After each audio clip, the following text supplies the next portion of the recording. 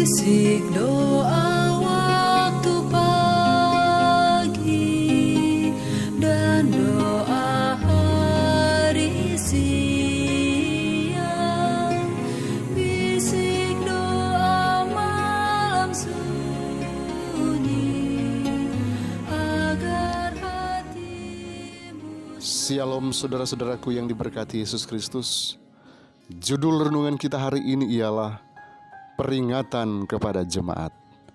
Mari kita berdoa.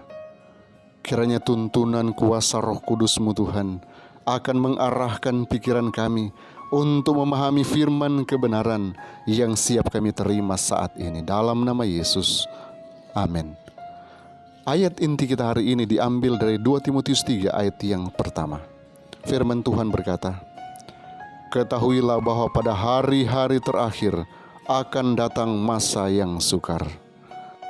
Saudaraku, Kristus telah menubuatkan bahwa penipu-penipu akan bangkit melalui pengaruh siapa kedurhakaan akan bertambah dan kasih kebanyakan orang akan menjadi dingin. Matius 24 ayat 12.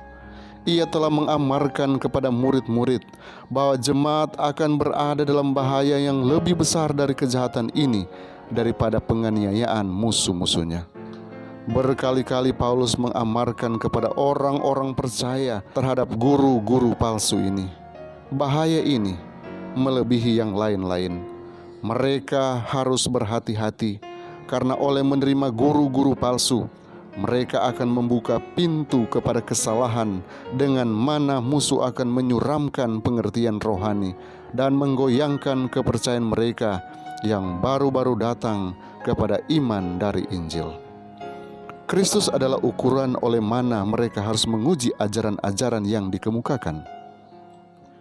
Semua yang tidak sesuai dengan ajaran-ajarannya, mereka harus tolak. Kristus yang disalibkan karena dosa, Kristus yang bangkit dari antara orang mati, Kristus yang naik ke tempat yang tinggi. Inilah ilmu keselamatan yang mereka harus pelajari dan ajarkan. Amaran-amaran dari sabda Allah mengenai bahaya-bahaya yang mengelilingi jemaat Kristen menjadi bagian kita dewasa ini. Sebagaimana pada zaman rasul-rasul, manusia mencoba oleh tradisi dan filsafat untuk merusakkan iman dalam kitab suci. Demikian pula pada dewasa ini, oleh menyenangkan perasaan suka mengkritik yang lebih tinggi, evolusi, spiritisme, teosofi, dan panteisme, musuh kebenaran sedang berusaha untuk memimpin jiwa-jiwa ke dalam jalan-jalan yang terlarang.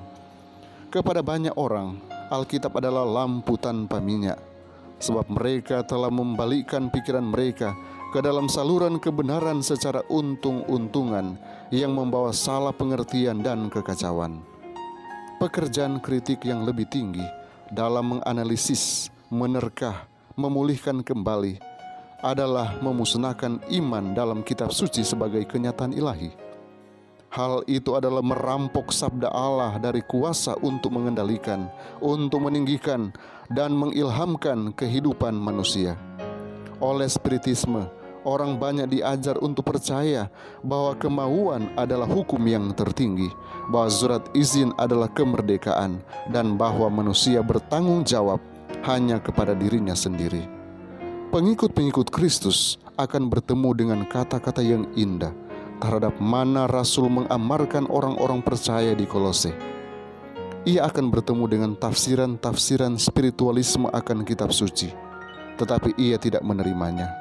Suara akan kedengaran dalam penegasan yang terang tentang kebenaran yang kekal akan kitab suci.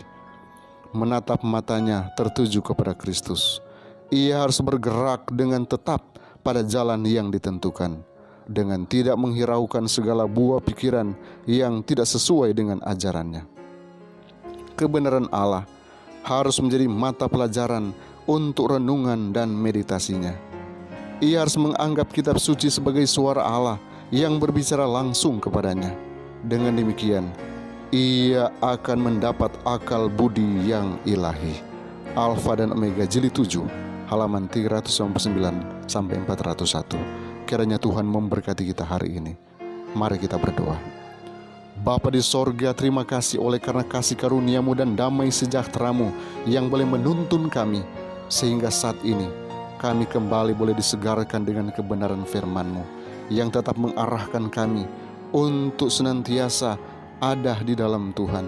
Sekalipun di masa-masa yang sulit, kami akan tetap memegang kebenaran. Sekalipun ada yang coba memutarbalikkan kebenaran, kami percaya Tuhanlah yang akan arahkan kami kepada kebenaran yang sejati.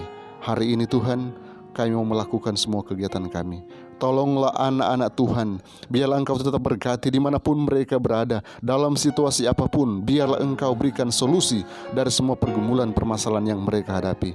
Selalu ada berkat yang kami alami di dalam Yesus, karena Engkau selalu menghindarkan kami dari COVID-19, selalu menghindarkan kami dari sakit penyakit, kecelakaan, mara bahaya yang mudah berlaku bagi kami, dan sukses selalu kami raih di dalam Tuhan, karena kami serahkan kehidupan kami hanya di dalam nama Yesus Tuhan dan Juru Selamat kami.